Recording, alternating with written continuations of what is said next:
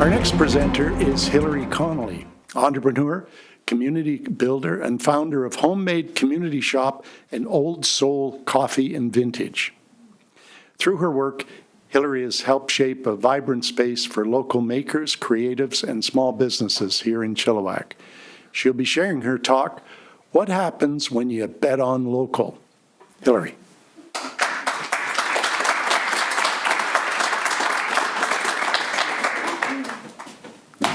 He was tall. Okay.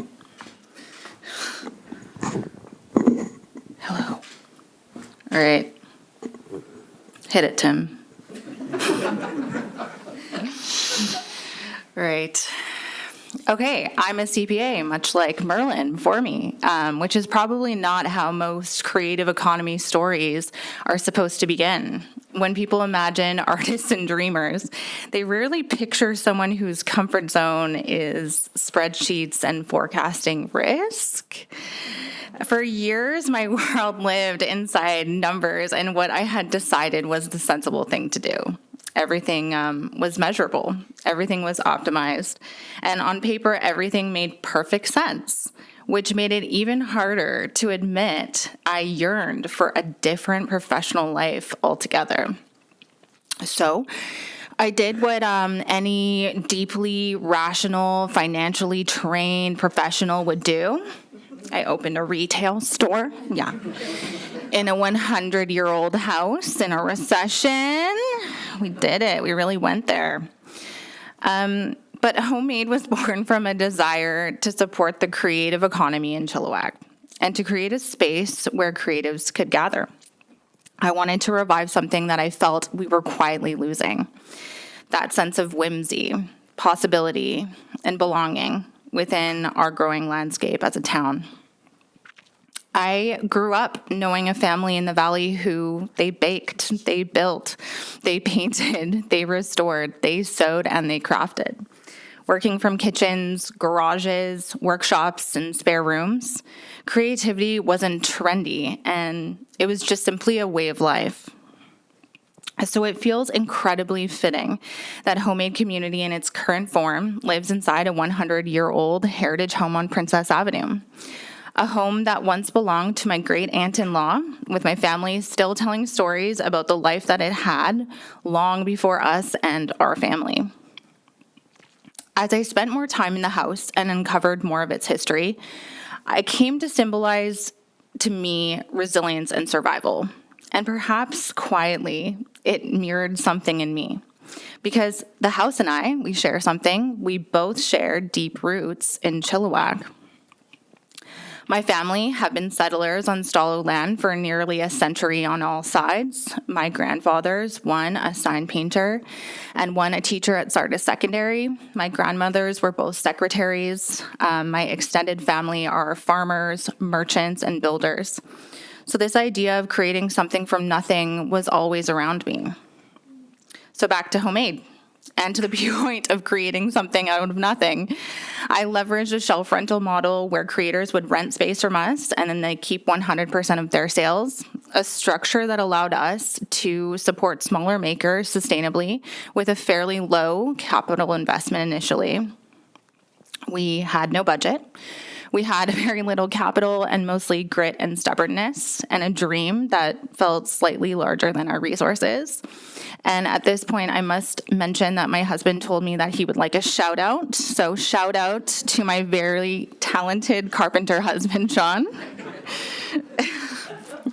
In the end, we filled our shelves and we were met with a level of support that genuinely caught me off guard. Our community didn't just support a store. They supported the makers, the vision, and the belief that something small would grow into something meaningful. So next came the vintage floor and the flex space, and with it, a new layer of community.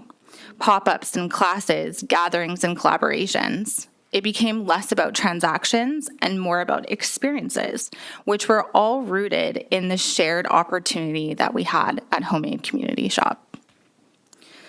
Then I decided, in what can only be described as absolute insanity, to open a coffee bar to serve our collective, which is now called Old Soul Coffee. because apparently just running one business was just way too relaxing for me at this point. Just needed something more to up the ante. And somehow, beautifully, Old Soul Coffee was born. And what started as a simple coffee bar quickly became something more. A place for connection, familiar faces, and small daily rituals. Because coffee, as it turns out, has a quiet but very impactful way of building community. Through all this, I was also navigating something else entirely, and that was being a mother and a wife while becoming a now 2-time business owner. This leap that was supposed to make me feel more present than before required more of me than was expected. And just as the dream was really starting to take shape, I realized something needed to change. Not because things were failing, but because growth has a really interesting way of revealing to you what is no longer sustainable or reasonable. During that reflection period, I noticed something very unexpected.